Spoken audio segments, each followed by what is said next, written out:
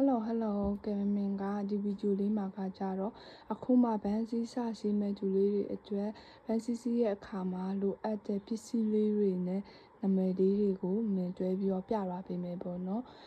အခုမင်ပြထားတဲ့ဒီဗီဒီယိုမှာဆိုရင်ပစ္စည်းလေးတွေအားလုံးတော့မစုံဘူးဒါပေမဲ့အခြေခံစည်းရဲ့အခါမှာလိုအပ်တဲ့ပစ္စည်းလေးတွေက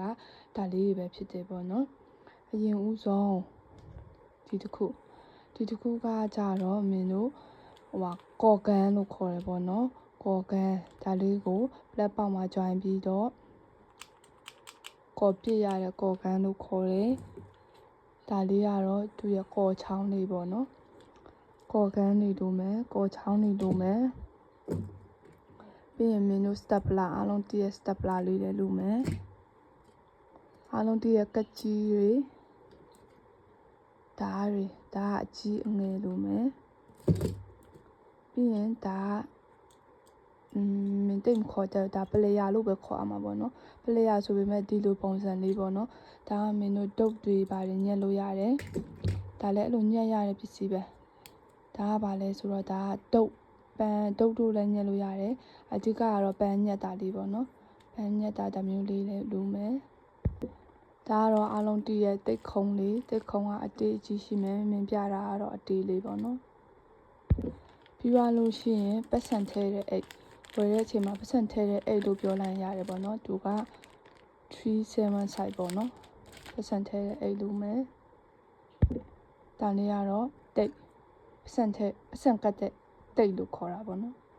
တိတ်လို့မယ်ပြီးရင်ဒါကတော့အကင်တုတ်မင်းတို့ပတ်စံနေပါလေကတ်လို့ရတဲ့တုတ်ပေါ့နော်တုတ်လို့မယ်ဒါကတော့ပလဲကျိုးလေးတွေအလားစင်ဖို့ပလဲကျိုးလေးတွေလည်းလိုမယ်ပြီးရင်ဖော့တုံးဒါကတော့ဖော့စိမ်းဒါကတော့ဖော့ဖြူအဖြူနဲ့အစိမ်းကဘာခွာလဲဆိုရင်အစိမ်းကအစိမ်းကပန်းအစစ်ထိုးမယ်ဒါကတော့ပန်းအတုလေးတွေငွေသားပန်းစီတို့အယုတ်တို့ပြီးရင်မုံပန်းစီတို့ဘာတို့ထိုးမယ်အဲဆိုရင်ဒီရဲ့အစိမ်းကကြတော့အဆိုမှာအချောက်ထိုးလို့မရအောင်လားဆိုလဲရတယ်ဒါပေမဲ့အစိမ်းကအဖြူထက်ဈေးကြီးရယ်ပေါ့နော်ပြီးရင်ဖဲကျိုးလေးလိုမယ်ဖဲကျိုးလေးကမင်းတို့ပဲစီစီပဲအခါကြရင်ပစ္စည်းပြီးအခါကြရင်ဖဲကျိုးလေးနဲ့အလားစင်ဖို့ဖဲကျိုးလေးလိုမယ်ပြီးရင်ဒါရွှေကျိုးငွေကျိုးခေါ်ရပေါ့နော်ရွှေကျိုးငွေကျိုးအပြာရောင်လေးပါဒါကမင်းတို့အယုတ်တို့ချီရတို့မုံတို့ချီရတို့အောက်ခံဖောင်ဒေးရှင်းလုပ်တဲ့အခါမှာတို့ဘာလို့တောင်းရတဲ့ဟာလေးပေါ့နော်ဒါလေးလိုမယ်ပြီးသွားလို့ရှိရင်မင်းတို့ဒါကတော့မိုင်းခံစီစိန်လို့ခေါ်မယ်ပေါ့နော်ဒါလေးကတော့မိုင်းခံခေါ်ပါတယ်ဒါကရေဆိုခံတဲ့ဟာပါဒါကမိုင်းခံစီစိန်ရေဆိုမခံတာပြဲလွယ်တဲ့အသားပါဒါကမိုင်းခံဒါကရေဆိုခံတယ်ပေါ့နော်ရေဆိုခံတယ်ဒါပေမဲ့အသားနည်းနည်းလေးကျန်းတယ်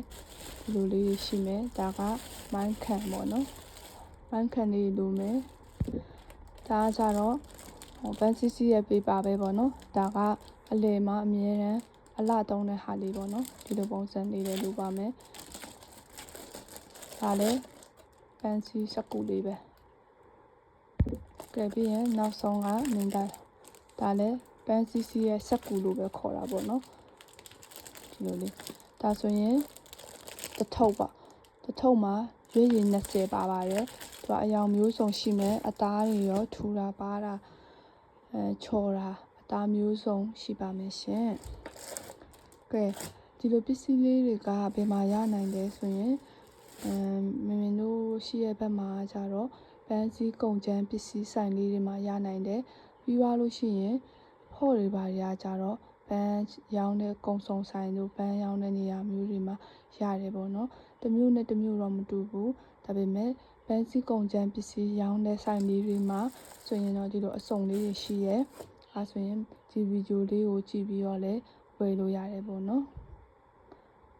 အားလုံးပဲကျေးဇူးတင်ပါတယ်